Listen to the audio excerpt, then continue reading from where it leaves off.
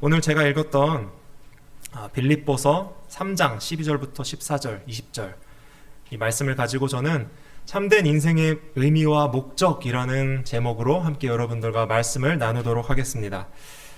죽음의 수용소에서의 저자인 신경학자이자 정신과 의사인 빅터 프랭클, 혹시 여러분들 이분이 누군지 아시나요? 아시는 분도 계시고 모르시는 분들도 계실 것 같아요. 이분은 2차 세계대전 당시 독일의 아우슈비츠 수용소에서 기적적으로 살아남았던 정신과 의사였습니다. 그는 3년간 아우슈비츠 수용소에서 사람들을 분석했다고 합니다. 총 3가지의 유형으로 나눠졌다고 합니다. 첫 번째, 체념한 사람들. 그러니까 왜 내가 여기서 살아야 할까? 내가 어차피 죽을 건데 여기서 왜 내가 살아야 할까? 그러니까 왜 살아야 하는지를 잊고 희망을 잃은 채 무기력하게 하루를 살아갔던 사람들, 첫 번째 부류죠. 특별히 이들은 특별한 것이 행동이나 말수가 급격히 줄어들고 침대에서 일어나려고 하지 않으며 주어진 빵도 먹지 않았다고 합니다. 그래서 빠르게 쇠약해져서 며칠 내로 죽음에 이르렀다고 합니다. 그리고 두 번째, 잔인해졌던 사람들. 자신이 살아남기 위해서 그 속에서 권력을 얻어내기 위해서 다른 사람들을 고발하고 짓밟았던 비윤리적 존재로, 그러니까 인간성이 파괴된 사람들이었던 것이죠. 그리고 세 번째가 삶의 목적과 의미를 가지고 살아남았던 사람들이었습니다. 극한의 상황 속에서도 미래에 대한 목적과 의미를 가지고, 그러니까 어차피 죽을 목숨이라고 생각할 수도 있었지 않았습니까? 그 수용소에서 다른 사람들은 다 죽어나가고 있는데 뭐 어떤 희망이 있었겠습니까? 하지만 그 가운데서도 삶의 의미와 목적을 가지고 살았던 사람들이 있었다는 것입니다. 사랑하는 가족과 죄하는 것, 미래에 대한 나의 소망, 꿈, 나의 신앙, 이런 것들을 가지고 주어진 하루를 그 안에서 의미 있게 목적을 가지고 살았던 사람들이 있었다는 것입니다. 이처럼 죽음의 수용소에서 진행한 연구 가운데 그가 발견한 놀라운 사실은 인간이 다른 철학자들이 말하는 가치들, 자기 성취, 쾌락, 부, 명예와 같은 것과는 전혀 다른 곳에서 인간들이 삶의 기쁨을 누렸다라고 이야기하고 있습니다. 그래서 그는 이렇게 이야기합니다. 삶이 견디기 힘든 것은 환경 때문이 아니라 의미와 목적의 결여 때문이다 라고 이렇게 얘기합니다.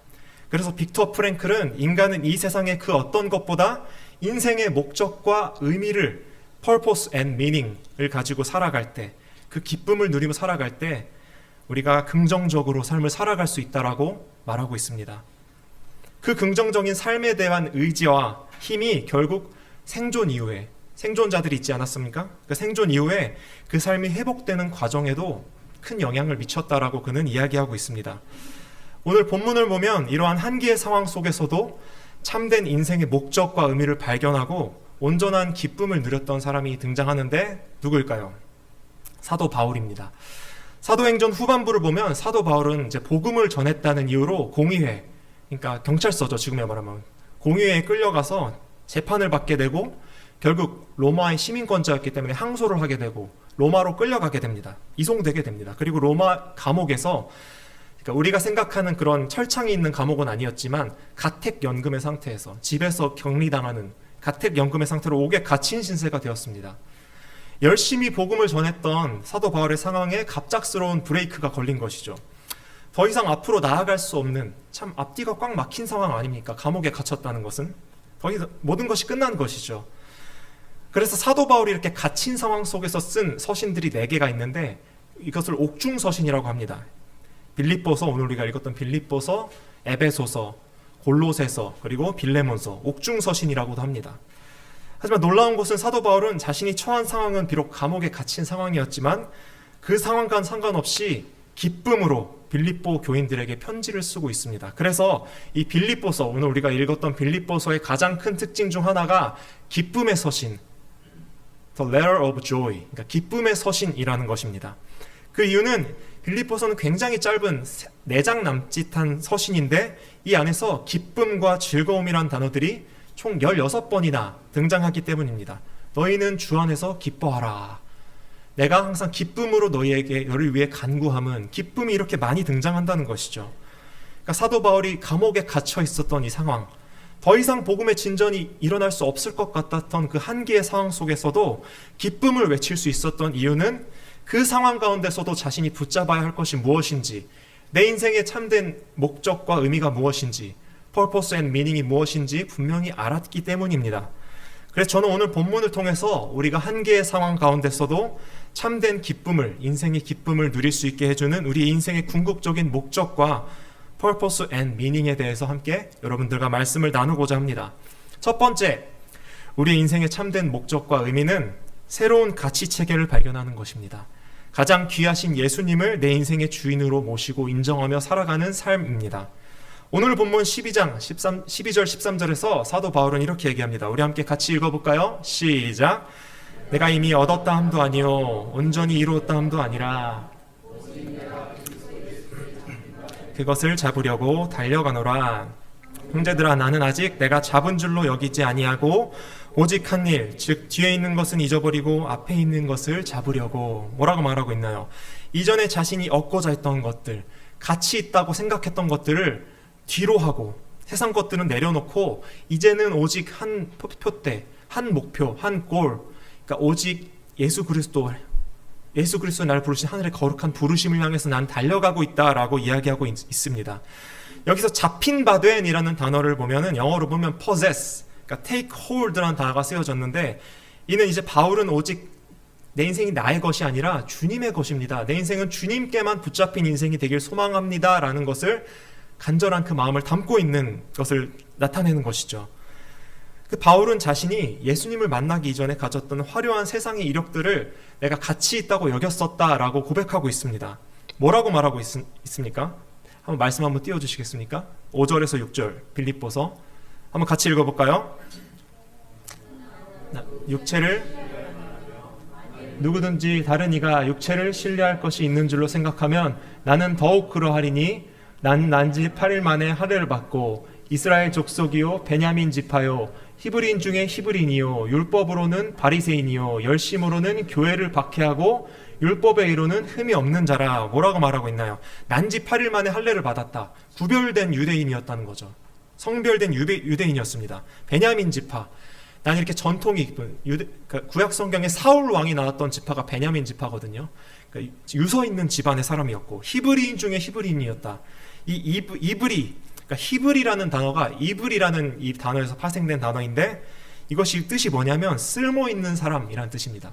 그러니까 난 가치 있는 사람이다. 난 선택된, 나는 성민이다. 이런 뜻을 가지고 있는 것이 이브리라는 것이죠. 그래서 사실 사도 바울은 이전에 자신이 가지고 있었던 화려한 업적과 이력들이 하나님 앞에서 꽤 쓸모있게 여겨질 것이라고 생각하면서 열심히 인생을 살았던 사람이었습니다. 열심히 사는 건 너무 좋죠. 우리도 열심히 인생을 살지 않습니까? 그것도 그럴 만한 게, 바울은 당시 유럽 대륙에서부터 중동과 아프리카까지 엄청나게 광활한 대륙을 다스렸던 로마의 시민권자였습니다. 오늘날 우리도 참 신분의 문제가 참 어렵지 않습니까? 시민권 받기가 너무나 어렵지 않습니까? 신분의 문제 때문에 참 많이 고생하시는 성도님들 너무 많이 봤던 것 같습니다. 근데 바울은 그 미국의 시민권 이상의 의미를 가지는 로마의 시민권자였다고 오늘 자신이 고백하고 있습니다. 그리고 그의 아버지도 바리새인이었다고 고백하고 있는데, 바리새인들은 당시 잘 교육받았던, 마치 조선시대로 따지면 양반 아시죠? 양반? 항상 삿가 쓰고 천자문 외우고 이렇게 책 보면서 이렇게 공부하셨던 그런 높은 상류층 사람들이 양반이었죠. 그러니까 상류층이었습니다. 그리고 또 그는 자신이 길리기아 다소 출신이다라고 밝히고 있는데, 사도행전 22장 3절에서 그렇게 밝히고 있는데, 이 지역은, 다소라는 지역은 당시 헬레니즘, 이 로마의 문화가 헬레니즘 문화에 베이스도 된 문화 아닙니까? 이 헬레니즘 문화가 강한 학문 중심지였다고 합니다. 길리기아 다소가. 그래서 지금으로 따지면 여러분들 스카이캐슬 보셨나요? 스카이캐슬처럼 그 페어팩스 이런 데 나오잖아요. 그러니까 학구열이 엄청난 곳. 그러니까 아이리비그 대학이 즐비한 저기 보스턴의 어떤 그곳, 아니면 혹은 대치동. 우리 민재가 대치동 출신인 걸로 알고 있는데 제 아내도 대치동 출신입니다. 강남의 대치동과 같은 그런 곳이었던 것이죠. 또 있습니다. 스펙이 굉장히 많아요, 바울이. 사도행전 22장 3절을 보면 바울이 가말리엘이라는 랍비 아래서 교육받았다라고 기록하고 있는데, 이 가말리엘이라는 사람이 이 사내들인 공회, 그러니까 71명으로 이루어진 유대인의 의결기구였거든요. 국회의원들이었어요. 그냥 한마디로 말하면. 그 그들 중에서도 가장 유명한 학자였습니다. 가말리엘이. 그 랍비 아래서 수학했다고 자기가 고백하고 있어요. 그러니까 얘를 지금으로 생각하면은 저기 제일 유명한 미국의 아이비리그 대학에서 가장 유명한 교수님 아래서 PhD 학위를 받은 것과 같은 그런 이력이었던 것이죠. 당시로 따르면. 이 정도면 정말 끝내주는 스펙 1등급 신랑감 아닙니까? 너무 스펙이 좋죠.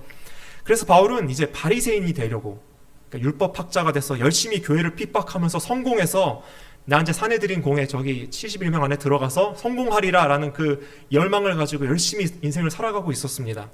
근데 그가 그렇게 열심히 달려가던 중에 한 가지 인생의 큰 사건을 경험하게 됩니다. 그러니까 또 유대인 교회를 핍박해서 한 건 하려고 다메섹으로 가던 중에 인생이 뒤집어질 만한 한 사건을 경험하게 된 것이죠. 무슨 사건인가요?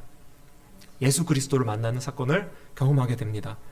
뭐라고 말하고 있나요? 사도행전 22장 6절에서 8절. 네, 한번 같이 읽어볼까요? 가는 중 다메섹이 가까이 갔을 때 오정쯤 되어 호련히 하늘로부터 큰 빛이 나를 둘러 비치매 내가 땅에 엎드러져 들으니 소리 있어 이르되 사울아 사울아 내가 왜 나를 박해하느냐 하시거늘. 여기까지만 읽겠습니다. 주님 누구십니까? 나는 내가 박해하는 나사렛 예수다. 그러니까 사도 바울은 자신이 이전에는 굉장히 쓸모있고 가치있고 대단한 사람이라고 여겼는데 서먼 스페셜이라고 여겼는데, 그러니까 자기 그 성공을 위해서 발버둥 치면서 살아가던 사람이었는데 그게 유일한 인생의 목표였는데 갑자기 엄청나게 밝은 빛, 내가 생각했던 어떤 가치와도 비교할 수 없는 밝은 빛을 만나게 된 것입니다. 바로 예수 그리스도를 만나게 된 것입니다. 그래서 그는 자신의 인생이, 예수 그리스도가 없었던 자신의 인생이 얼마나 비참하고 불쌍한 인생이었는지를 이 순간 깨닫게 되고 엎드려서 회개하게 됩니다. 그래서 그는 이전에 쓸모있다고, 내가 가치 있다고 여겼던, 히브리인 중에 히브리인이다 라고 여겼던 것들을 마치 지금은 배설물과 같다라고 이야기하고 있습니다. 빌립보서 3장 8절, 모든 것을 해로 여김은 내 주 예수 그리스도를 아는 지식이 가장 고상하기 때문이다. 주님만이 나의 유일한 가치이시고 존귀하신 분이십니다 라고 고백하고 있는 것이죠. 모든 것을 해로 여김은, 모든 것을 배설물로 여김은 내가 그리스도를 얻기 위함이다 라고 고백하고 있는 것이죠. 그래서 그 후로 바울은 자신이 이전에 가치 있다고 생각하며 관계를 맺었던 모든 그 가치체계에서 급격한 변화를 경험하게 됩니다. 뒤에 있는 것은 잊어버리고 앞에 있는 예수 그리스도, 예수님을 붙잡는 인생으로 변화된 것이죠. 패러다임 시프트가 된 것이죠. 좀 제 개인적인 얘기를 좀 하고 싶은데, 저는 이제 어린 시절에 제 꿈이 혹시 뭐였을 것 같나요, 여러분? 한번. 가수요. 아, 감사합니다. 정답입니다. 저는 어린 시절에 가수가 되고 싶어서 유명한 기획사에 막 데모 CD 돌리고, 얼굴을 보시면 아시겠지만 아이돌은 아니었습니다. 제가 뭐 이렇게 뭐 BTS나 이렇게 막 그런 아이돌은 아니었고, 그러니까 노래를 잘하는 가수가 되고 싶었어요. 그래서 이제 당시에는 데모 CD를 녹음해서 이제 기획사, 엔터테인먼트 회사에 돌리면서 이런 걸 많이 했었거든요. 그래서 막 이렇게 열심히 돌렸어요. 근데 어느 날 한 기획사에서 연락이 온 거예요. 놀랍게도 와라. 그래서 인터뷰 보러 와라. 노래 오디션 보러 와라. 그래서 노래를 작게 불렀는데 계약을 하자. 와우. 그래서 저는 너무 가슴이 뛰면서 이제 나 가수가 되는 거구나. 나 이제 앨범 내고 이제 성공하겠구나라고 기쁨에 차 있었는데 갑자기 하나님께서 제 인생에 큰 시련을 주셨어요. 갑자기 성대가 마비되는 성대 마비를 갑자기 어느 순간에 주시는 거예요. 그래서 노래를 지금도 꽤 잘하지 않습니까? 노래 못한다고 생각하진 않는데 좀 교만한가요? 근데 노래를 더 지금보다 막 옥구슬처럼 노래를 더 잘했는데 성대 마비가 갑자기 왔습니다. 그래서 갑자기 한순간에 모든 제 꿈이 물거품이 되어버렸는 그런 경험을 좀 하게 되었습니다. 그래서 평생 노래만 하고 살았는데 뭐 하고 살지 이제? 공부도 안 했고 뭐 아무것도 한 게 없는데 뭐 먹고 살까? 어떻게 해야 될까? 노가다 해야 되나? 이런 생각하면서 살고 있었는데 목적도 없이 꿈도 없이 방황하던 중에, 그래서 한 목사님의 권유로 제가 2016년이었나요? 제가 캄보디아라는 곳으로 이제 단기 선교를 떠나겠습니다. 여기 사진 나오죠? 이런 곳이었습니다. 이제 도로 포장도 안 돼 있고 흙밭이에요, 다. 뭐 빗물 받아서 씻고 뭐 신발도 애들 안 신고 다니고 전기도 없고 이런 곳이었습니다. 너무 충격을 받았던 경험이 있었습니다. 근데 문득 그곳에서 현지 아이들을 말씀으로 사랑으로 섬기시는 선교사님이 딱 눈에 들어오더라고요. 그분의 섬김이. 그래서 제 가슴에, 그때는 제가 그렇게 신앙이 깊진 않았던 것 같아요. 청년 때였는데 조금씩 하나님의 나라의 꿈이 꿈틀거리기 시작했습니다. 죄송한 말씀이지만 선교사님의 좀 모습이 피부도 되게 까무잡잡하고 옷도 항상 이렇게 막 뜯어진 옷 입고 다니시고 그런 분이셨어요. 그래서 세상의 기준으로 봤을 때 막 멋진 모습은 아니었어요. 근데 아이들을 이렇게 말씀으로 교회를 섬기시는 모습이 너무 별과 같이 빛나 보이는 거예요. 그래서 제가 봤던 그 어떤 잘생긴 사람보다 정말 멋있어 보였습니다. 그 모습이. 이렇게 한번 집회를 하면 애들이 막 몇 100명씩 와요. 이렇게 한번 집회를 하면 이런 곳입니다. 그때 저는 그렇게 생각했습니다. 아, 한 번뿐인 인생인데 나도 저렇게 가치 있고 멋진 삶을 한번 살아보고 싶다라는 그 열망이 제 안에 그때 생겼습니다. 그리고 모든 사역이 이제 마치고 항상 저녁에 기도회를 했는데, 기도회를 하는데 이상하게 눈물이 멈추지 않는 거면 계속 눈물이 쏟아졌습니다. 그때 저는 저의 만족과 유익을 위해서 살아왔던 삶을 주님 앞에 회개하고, 이제 예배가 없는 곳에 예배를 세우고 나의 몸된 교회를 세우라라는 그 부르심을 이때 제가 처음 받게 되었습니다. 이곳에서 제가 부르심을 받게 되었습니다. 그래서 너무나 특별한 곳이에요. 그때부터 저는 인생의 가치 체계에 큰 패러다임 시프트를 경험하게 됐고, 큰 변화를 경험하게 됐고, 그때부터 찬양을 하고 예배를 세우는 일, 말씀을 전하고 말씀을 연구하는 일에 제 인생을 바치기로 그때 결심했습니다. 근데 너무나 놀라운 게, 신기하게 제가 찬양을 하면서 찬양 인도를 그때부터 시작했거든요. 그때 제 아내도 찬양 인도로 아내를 이렇게 잘 이렇게 제가 또 이렇게 유혹을 해서 제가 아내를 만나기도 했는데, 찬양을 하니까 목소리가 지금은 놀랍게 다 회복이 됐습니다. 그래서 아무런 문제 없이 잘 회복이 되는 경험하기도 했습니다. 그래서 저는 주님을 찬양하는 이 자리에서 또 교회를 섬기는 것이 지금은 너무나 기쁘고 행복합니다. 여러분, 이처럼 예수님을 만난다는 것은 이전에 내가 가치 있다 여겼던 것들은 모두 잊어버리고 이제 전혀 새로운 삶을 사는 것. 사도 바울이 이렇게 말하지 않았습니까? 보라, 이전 것은 지나갔으니 보라, 새 것이 되었도다. 새 것이 되는 것이 우리 그리스도인의 삶이라는 것이죠. 롯의 아내처럼, 창세기의 롯이란 사람인데 롯의 아내처럼 자꾸 뒤를 돌아보는 신앙이 아니라 앞에 계신 그리스도, 예수님은 우리를 계속 앞에서 더 좋은 곳으로 오라고 부르시는데 계속해서 그 세상의 것들을 붙잡고 놓지 않는 인생, 우리가 너무나 살고 있지 않냐는 것입니다. 저 또한 그랬고요. 그래서 이 말씀이 저는 항상 계속 떠오르더라고요. 에콰도르의 아우카 부족에게 복음을 전하다가 순교당하셨던 짐 엘리엇이라는 선교사님이 계십니다. 창에 찔려서 복음도 못 전해보시고 순교당하셨어요. 근데 그분이 이렇게 말씀하셨습니다. 영원한 것을 얻기 위하여 영원하지 않은 것을 버리는 사람은 결코 바보가 아니다. He's not fool who gives what he cannot keep to gain that which he cannot lose. 영원하지 않은 것을 버리는 것, 영원한 것을 위해서, 그것은 바보가 아니라는 것이죠. 아우카 부족은 결국 그의 아내인 엘리자베스의 헌신을 통해서 예수 그리스도를 영접하게 되죠.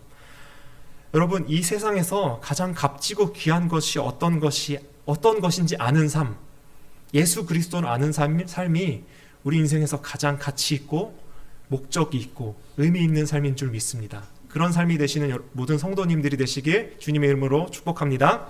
두 번째, 뚜렷한 목표의식을 가지는 것입니다. 인생의 분명한 목적과 의미를 발견하는 삶을 사는 것입니다. 그것이 참된 기쁨을 누릴 수 있는 삶이라는 것이죠. 우리 14절 말씀 한번 같이 읽어볼까요? 시작! 뼈대를 향하여 그리스도 예수 안에서 하나님이 위에서 부르신 부름의 상을 위하여 달려가노라.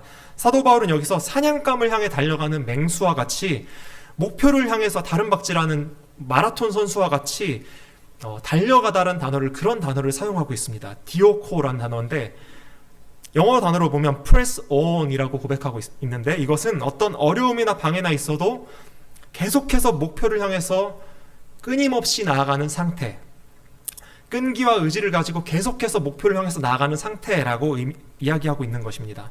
사도 바울의 표대, 그 최종 목적지가 어디라고 말하고 있습니까? 오직 예수 그리스도의 부르심, 그분 안에서 발견되는 것, 그분께서 나를 부르신 하늘의 거룩한 부르심이라는 것입니다. 제가 여러분들에게 질문하고 싶습니다. 여러분들의 가슴 뛰는 부르심은 무엇입니까? 다 여러분들의 부르심이 있을 것입니다. 여러분들의 부르심은 무엇입니까? 저에게는 예배자들을 세우고 교회를 섬기고 말씀을 전하는 것이 저에게 가슴 뛰는 부르심입니다. 영혼들을 사랑하고. 어느 날 제가 아내에게 이렇게 질문했습니다. 여보, 하나님께서 여보를 부르신 부르심은 뭐야? 이렇게 물어봤어요. 근데 제 아내가, 전 이렇게 말할 줄 알았어요. 빨리 졸업하는 거지 당연히.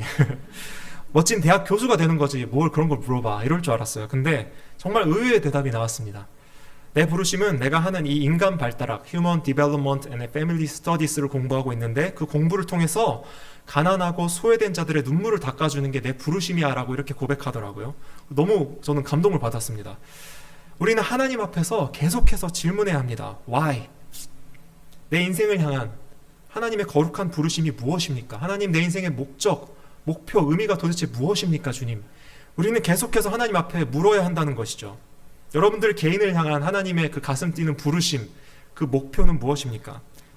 저는 우리 청년들이, 우리 성도님들이 우리가 함께 신앙생활하는 이 과정 동안 함께 교회를 섬기고 신앙생활을 하면서 하나님께서 우리를 향한 부르심, 그 목적을 의미 있게 알게 되는 귀한 시간이 되길 간절히 축복합니다. 성경은 하나님께서 우리를 향한 분명한 목적과 뜻을 가지고 계시다라고 말씀하고 있습니다. 무신론자들은 우리가 우연히 작은 미생물로부터 시작해서 우연히 한 사건으로 인해서 그냥 우연의 산물일 뿐이라고 이야기합니다. 우연히 너희는 존재하게 된 거야. 아무 의미가 없어. 그냥 우연에 의해서 존재하게 되어서 다시 무의 존재로 돌아갈 존재이기 때문에 인생의 목적과 의미도 너희는 없어 라고 이렇게 말합니다. 우리가 잘 아는 니체와 사르트르 같은 철학자들은 신은 죽었다라고 얘기하면서 인간은 아무런 목적과 의미 없이 태어나서 삶의 의미와 목적은 그냥 내가 만들어가는 거다. 그냥 내가 스스로 선택하는 것이 내 삶의 의미와 목적이다라고 이렇게 말합니다. 그러니까 나는 나 자신을 믿는다는 것이죠. 그것이 오늘날의 상대주의, 이 포스트 모더니즘의 근간이 되지 않았습니까? 근데 그 자유로운 지성과 이성의 선택의 결과가 무엇이었나요? 계몽주의 때 인간의 지성과 이성의 발달의 결과가 무엇이었나요? 2차례 세계전쟁, 비극이었지 않았습니까? 우리는 너무나 잘 알고 있습니다. 우리 안에 선한 것이 없다는 것을 말입니다. 우리는 우리 자신을 믿는 것이 아니라 하나님을 믿는 자들이 되어야 합니다. 아멘이십니까? 그 하나님께서 분명한 목적을 가지시고 우리 인생을 창조하셨다는 사실을 우리는 기억해야 한다는 것이죠. 그래서 하나님께서는 우리를 향한 분명한 목적을 가지고 계시신데 그 목적이 무엇일까요? 그 목적이 무엇일까요?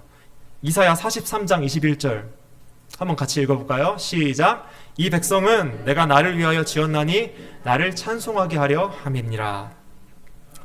하나님의 영광을 위해서 우리는 하나님을 찬송하는 하나님의 영광을 위한 존재로 지음받은 존재다라고 성경은 분명하게 고백하고 있습니다. 너희는 먹든지 마시든지 하나님의 영광을 위하여 살라라고 말하고 있지 않습니까?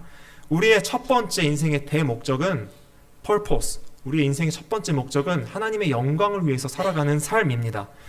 1647년 영국의 런던 웨스트민스터에서 약 10년 동안 120명의 신학자와 목사들을 소집해서 총 107개로 구성된 기독교의 핵심 교리, 그러니까 웨스트민스터 소요리 문답, 여러분 혹시 들어보셨나요?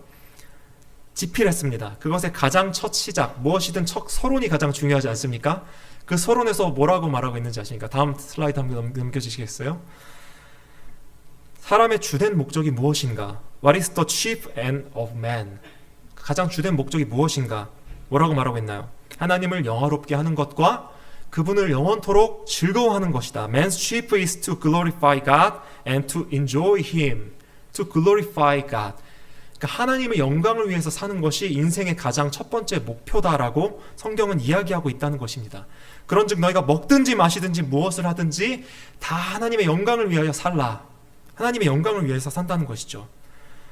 하나님의 영광롭게 한다는 것은 하나님의 하나님 되심을 인정하는 삶, 하나님과 인격적으로 교제하며 그분을 즐거워하며, 그러니까 즐거워한다는 것을 사랑한다는 것, 하나님을 예배하며 하나님만을 찬양하며 살아가는 삶이 하나님의 영광을 위한 삶이라는 것입니다. 그것이 인생의 가장 첫째가 되는 목적이라는 것이죠. 나의 삶의 전 영역에서 창조주 하나님을 증거하고 드러내는 것, 나의 존재, 생명, 사고, 지식, 이성 모든 부분의 근거를 하나님께 두며 하나님을 인정하며 살아가는 삶이 하나님의 영광을 위한 삶이라는 것입니다. 그런데 얼마나 많은 사람들이 하나님의 창조주 되심을, 하나님의 주인 되심을 기억하지 않고 내가 삶의 주인이다라고 살아가면서 내가 인생은 내가 선택하며 만들어가는 것이다 라고 말하면서 살아가고 있습니까? 우리는 기억해야 합니다. 나는 하나님 없이는 단 하루도 숨쉬며 살아갈 수 없는 연약한 사람이라는 사실을 우리는 기억해야 합니다. 우리의 호흡마저도 주님의 것임을 우리는 기억해야 한다는 것입니다. 나는 주님 없이는 안 됩니다. 하나님만이 나의 창조주이시고 나의 유일한 힘과 능력이시고 방패가 되십니다라는 것을 인정하는 삶이, 그러니까 하나님 되심을 인정하는 삶, 내가 인생의 주인이 아니라 하나님이 나의 주인이십니다, 하나님이십니다라고 인정하는 삶이 하나님의 영광을 위한 삶이라는 것입니다. 아멘이십니까? 그렇다면 구체적으로 하나님의 영광을 위한 삶이 뭘까요? 그러니까 우리는 그렇게 살아야 한다는 거 알겠는데, 그래서 so what? 우리는 how to live to glorify God. 우리 어떻게 하나님의 영광을 위해 살 수 있을까요? 꼭 목회자가 선교사가 되는 것. 어떤 분들이 이렇게 생각합니다. 그럼 제가 이 삶을 내려놓고 바로 목사님이 전도사님이 되어야 하나요? 그러니까 다 그냥 내려놓고 그냥 선교사가 되라는 건가요? 아니죠. 우리는 일상의 삶에서 하나님의 영광을 드러내는 삶을 살아야 합니다. 하나님께서 여러분들에게 맡기신 직장, 삶의 자리, 가정에서 하나님의 영광을 위한 삶을 살아야 한다는 것입니다. 제가 좀 재밌는 일을, 좀 은혜로운 일을 경험했는데, 평소와 같은 어느 날 저는 아내랑 이제 에임즈가 참 할 게 많지 않지 않습니까? 여러분 인정하시죠? 에임즈가 막 할 게 많지는 않아요. 여러분 막 공부하기 딱 좋은 곳입니다, 에임즈는. 그래서 학교가 있죠. 근데 아내랑 이렇게 산책을 자주 합니다. 산책을 하다가 우연히 한 목사님인가 사제님인가 이렇게 항상 이렇게 좀 사제복을 입고 계시는 분을 제가 한 번 만났는데, 오르막길을 이렇게 올라가고 계셨어요. 자전거를 타고 이렇게 올라가고 계셨는데, 오르막길 올라가는 되게 힘들지 않습니까, 여러분?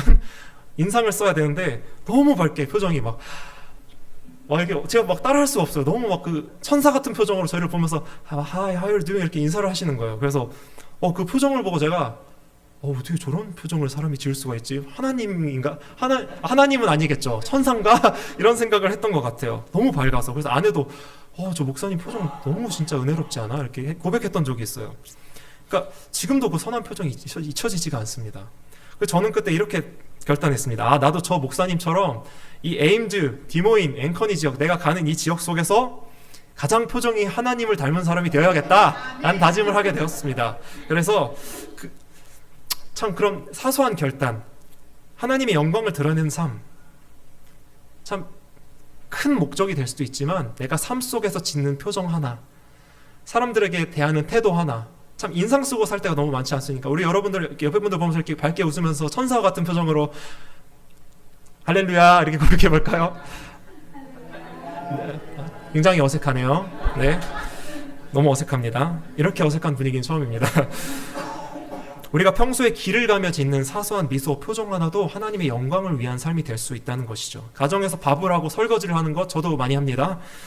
그건 어떻습니까? 그것은 의미 없는 일인가요? 살림이죠. 왜 살림이라 할까요? 누군가를 살리는 일이기 때문이죠. 위대한 일입니다. 하나님의 영광을 위한 일입니다. 자녀를 하나님의 영광을 위해 양육하는 것, 그것은 시간을 웨이스트하는 것입니까? 하나님의 영광을 위한 것입니다. 학교에서 학생들을 그리스도의 사랑으로 가르치는 것도 하나님의 영광을 위한 일이고, 일터에서 학교에서 공부하고 내가 일을 하는 것, 자녀를 대하는 것, 그 모든 것이 하나님의 형상을 드러내야 하는 하나님의 영광을 위한 삶이 되어야 한다는 것입니다. 무언가 엄청나고 대단한 것이 아니어도 그 사소한 삶 속에 우리 인생의 표대, 우리의 목표가 예수 그리스도이심을 늘 기억하면서 복음의 일꾼이 되어서 하나님의 주인을 인정하면서 나에게 맡겨주신 그 이웃을 사랑하고 섬기며 하나님의 영광을 위해서 살아가는 삶이 하나님께서 우리에게 원하시는 삶이라는 것입니다. 우리 교회도 너무나 귀한 분들이 얼마나 많습니까? 바쁘시고 여유 없는 삶 가운데서도 교회를 섬기시는 권사님들, 또 장로님들, 집사님들, 또 청년들, 식사와 친교로, 이것이 다 하나님의 영광을 위한 일인 줄 저는 믿습니다. 하나님께서 큰 영광 받으신 줄 믿습니다. 아멘. 마지막으로 더 나아가서 우리가 마주하는 작은 삶 속에서 우리의 삶을 의미 있게 살아내는 것 또한 필요합니다. 우리의 삶엔 제가 말씀드린 것처럼 큰 목적도 필요합니다. 큰 목적이 뭐라고 말씀드렸나요? 하나님의 영광을 위한 삶이라고 말씀드렸죠. 펄포스는 하나님의 영광을 위한 삶입니다. 근데 그럼 이제 구체적이고 세밀한 실천 계획 또한 필요한 것이죠. 그 삶의 의미. 그래서 우리는 삶의 미닝, 진정한 의미를 발견하는 삶 또한 살아야 합니다. 삶의 의미란 우리가 하나님의 영광이라는 그 대목적을 살아가는 여정 속에서 어떻게 우리의 그 작은 인생의 조각들을 해석해 나갈 것인가, 어떻게 살아갈 것인가를 발견하는 삶입니다. 의미 부여라고 하죠. 내가 하는 행동, 내가 하는 이 삶이 어떤 의미인지를 생각해야 한다는 것이죠. 저는 처음에 이곳 아이오와 땅에 왔을 때 솔직히 좀 부끄럽지만 하나님께 많이 좀 불평했습니다. 아니, 하나님, 예배자를 세우고 교회를 세우라는 그런 멋진 부르심을 주시지 않으셨나요? 근데 왜 뉴욕, 저기 LA, 마이애미 이런 대도시, 물론 지금 여기 너무 좋습니다. 아이오와 사랑합니다. 근데 왜 도시가 아니라 옥수수밖에 없는 이 아이오와로 저를 부르셨나요, 하나님? 저는 그런 고백을 좀 하나님 앞에 했던 기억이 있습니다. 좀 부끄럽죠. 말도 안 통해서 햄버거 주문도 못하고, 햄버거 주문하는데 빵과 패티만 나오는 거예요. 그래서 이게 무슨 일인가 했더니 너가 달라고 하지 않지 않았느냐. 그래서 그것만 먹었던 기억도 있습니다. 서울 강남에서 살던 도시 청년이, 참 고생 안 해본 그 도시 청년이 이 시골 중에 시골에 왔으니 제가 얼마나 마음이 답답했습니까? 근데 오늘 하나님께서 저에게 이런 책망을 주시더라고요. 야, 철순아, 그 땅에서 너에게 붙여주신 그 영혼들, 그러니까 내가 너에게 허락한 그 교회, 묵묵히 그 교회를 섬기는 것, 그리고 내 아내를 섬기는 것이 나의 영광을 위한 삶이야. 그게 너를 향한 나의 부르심이야 라고 말씀하시더라고요. 저는 뭐 엄청 대단하고 막 선교해서 몇천 명이 돌아오고 이런 걸 줄 알았는데 그냥 일상에서의 삶, 그 삶이 참 하나님의 영광을 위한 삶이다라는 것을 저는 기억하게 되었습니다. 아, 이곳에서도 하나님께서 나를 부르신 부르심이 있구나. 내가 살아가야 할 분명한 삶의 의미가 있는 거구나. 있었는데 내가 그걸 보려 하지 않았던 거구나 라는 것을 제가 깨닫고 참 회개했던 기억이 있습니다. 그래서 지금 너무 행복하게 하루를 만족하면서 살아가고 있습니다. 요셉을 이야기해 볼까요? 요셉은 형들에 의해 이집트로 팔려가고, 그렇지 않습니까? 좀 성공하나 했더니 성추행범으로 몰려서 감옥에 들어가고, 참 그 인생이 얼마나 기구합니까? 산전수전 다 겪은 삶이 요셉의 삶입니다. 하지만 그는 그 상황 속에서도 하나님을 원망하지 않고 그 삶의 의미를 발견하였어요. 그 삶이 하나님께서 왜 나에게 이런 시간을 허락하셨는지를 항상 기억했던 사람이었습니다. 그래서 그가 애굽의 총리가 되었을 때 훗날에 뭐라고 고백하고 있나요? 창세기 50장 20절. 당신들을 나를 해하려 하였으나 하나님은 그것을 선으로 바꾸사 오늘과 같이 많은 백성의 생명을 구원하게 하시려 하셨으니. 뭐라고 말하고 있나요? 하나님은 나를 해하려 했던 그 악마저도 선으로 바꾸신 하나님이십니다라고 고백하고 있는 것입니다. 위기의 순간이 있었지만 하나님은 나의 삶을 선으로 바꾸셔서 내 삶을 가치 있고 의미 있는 삶으로 만들어주신 하나님이십니다라고 고백했다는 것입니다. 누구는 학교 때문에, 누구는 또 사업 때문에, 직장 때문에 각자 각양각색의 이유들로 여러분들 이곳에 계시는 줄 믿습니다. 하지만 우리가 이곳에 거주하는 이유는, 우리가 이곳에 살아가야 하는 이유는 각자 다른 이유들이 있지만 하나님께서 우리에게 허락하신 이 시간 동안 하나님의 영광을 위해 주어진 이 하루를 의미 있게 살아내라는 하나님의 거룩한 부르심이 있다는 것입니다. 아멘이십니까? 제가 좋아하는 미국 목사님께서 하신 이 말씀이 있습니다. 한번 띄워주시겠어요? The decisions you make today will determine the story you tell tomorrow. 그러니까 한글로 말하면 당신이 오늘 내리는 결정이 당신이 내일 말할 이야기를 결정할 것입니다. 참 저한테 너무 임팩트가 있는 말이었어요. 사랑하는 여러분, 우리가 살아가는 작은 그 하루의 삶, 내가 내리는 사소한 결정, 우리의 언행, 삶의 작은 의미들, 사람을 대하는 것, 그 작은 것들이 쌓이고 쌓여서 10년, 20년 후에 우리의 인생을 결정하게 될 것입니다. 나에게 주어진 이 하루가 나의 만족과 유익을 위한 삶이 아니라 하나님의 영광을 위한 삶, 그것임을 기억하며 그 하루의 삶 속에서 신실하게 하나님의 자녀로서 의미 있게 그 하루를 살아내는 삶, 하나님의 영광이라는 그 대목표를 위해서 나아가는 그 삶, 표대를 향하여 나아가는 그 삶, 그 거룩하고 귀한 부르심을 향하여 살아가는 여러분들 모두의 삶이 되시길 간절히 소망합니다. 우리 함께 이 시간 말씀을 좀 마무리하려고 합니다. 사실 더 준비했는데 제가 더 설교를 하면 여러분들이 너무 고통스러워 하실 것 같아서 제가 설교를 오늘 좀 짧게 마무리를 하려고 합니다. 마지막 제가 이야기를 하고 좀 설교를 마무리하려고 합니다. 마지막 우리의 인생의 참된 부르심, 첫 번째가 뭐였나요? 첫 번째, 예수 그리스도를 발견하는 삶. 두 번째, 무엇이었죠? 우리 인생의 참된 인생의 목적과 의미를 발견하는 삶. 마지막 세 번째는 우리의 본향, 천국 시민으로 살아가는 삶을 기다리는 삶입니다. 빌립보서 3장 20절, 오늘 사도 바울은 우리 인생의 궁극적인 행복, 우리의 궁극적인 인생의 목적, 기쁨에 대해서 이야기하고 있는데 한번 같이 읽어볼까요? 시작! 그러나 우리의 시민권은 하늘에 있는지라 거기로부터 구원하는 자 곧 우리 주 예수 그리스도를 기다리노니. C.S. 루이스는 이렇게 말했습니다. 이 세상에 어떤 경험으로도 만족시킬 수 없는 내 안에 갈망이 내 안에 있다면 가장 가능성 있는 설명은 내가 다른 세상을 위해 창조되었다는 것이다. 여러분, 이 세상에서의 것들은 우리를 언제나 100% 만족시킬 수 없는, 마치 마시면 마실수록 더 목마른 소금물과 같은, 바닷물과 같은 것들입니다. 우리의 영혼을 온전히 만족시킬 수 있는 것은 오직 예수 그리스도, 오직 하나님의 나라, 하나님의 영광, 하나님의 그 품 안에 안길 때 face to face, 우리가 하나님의 나라에 가서 천국 문이 열고 하나님과 마주하게 될 때 우린 인생의 궁극적인 기쁨, 참된 행복을 마주하게 될 것입니다. 그곳에 사랑하는 사람들과 마주하며 하나님의 영광 안에서 거룩하게 기쁨으로 살아가는 삶, 그것이 우리가 소망하며 살아가야 할 우리의 마지막 인생의 목적과 의미입니다. 말씀을 마무리하겠습니다. 우리 함께